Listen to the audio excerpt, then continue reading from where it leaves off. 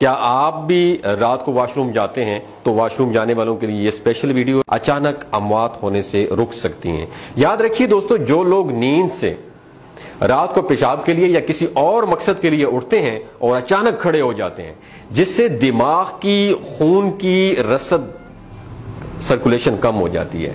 जल्दी जल्दी बिस्तर छोड़ने से दिमाग की खून की जो सर्कुलेशन है वो पूरी नहीं होती और दिल की धड़कन रुक जाती है और हार्ट अटैक हो जाता है। इससे बचने के लिए आपने एक नसीहत पे अमल करना है।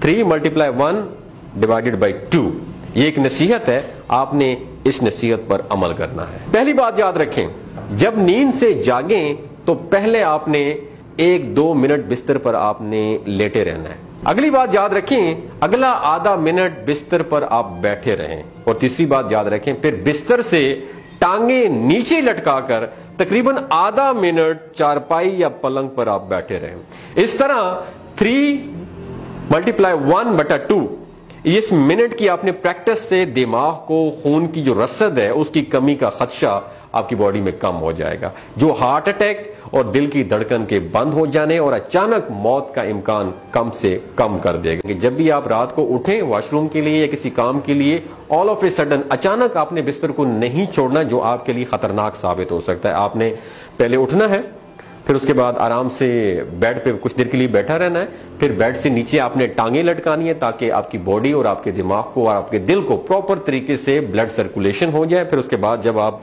इजी हो जाए तो आपने वो काम करना है। इसलिए कि मैंने जिंदगी में देखा है, लोगों को जब वो रात को उठते हैं तो उनकी डेथ हो जाती है। जिंदगी मौत अल्लाह के हाथ में, लेकिन मेडिकल पॉइंट ऑफ व्यू से ये बात आप तक समझाना बहुत ज्यादा मैं जरूरी समझता था।